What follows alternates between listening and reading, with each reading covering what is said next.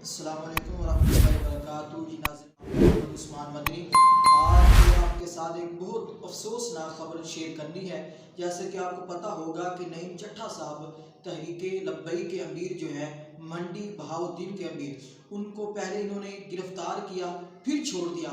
आज फिर तहरीके लब्बई का जलसा पावर शोज पूरे जोर के ऊपर पूरे जोबर में सजाया जा चुका। नईम चट्टा साहब का उन्होंने कादियानियों को काफिर करार दिया, जैसे कि पाकिस्तान के आइन के अंदर भी है कि कादियानी काफिर हैं।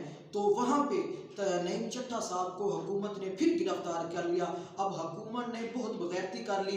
इनको पता है कि 8 फरवरी को हमारे इलेक्शन गिरफ्तार कर रहे हैं। अब इसी तरह नईम चट्टा साहब को जैसे इन्होंने गिरफ्तार कर लिया, वहाँ पे अवाम का हजूम था, लेकिन अवाम ने अपने तहम्मुल का मुजाहरा करते हुए नईम चट्टा साहब को जाने दिया। लेकिन हर बार ऐसा नहीं होगा।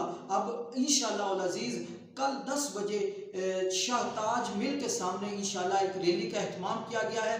जो दोस्त तहरीक लब्बई के साथ मोहब्बत करते हैं, बाबा जी से प्यार करते हैं, उनसे गुजारिश है उस रैली में खुद भी शिरकत करें। और हम अपील करते हैं कि नईम चट्टा रिहा किया जाए। और आप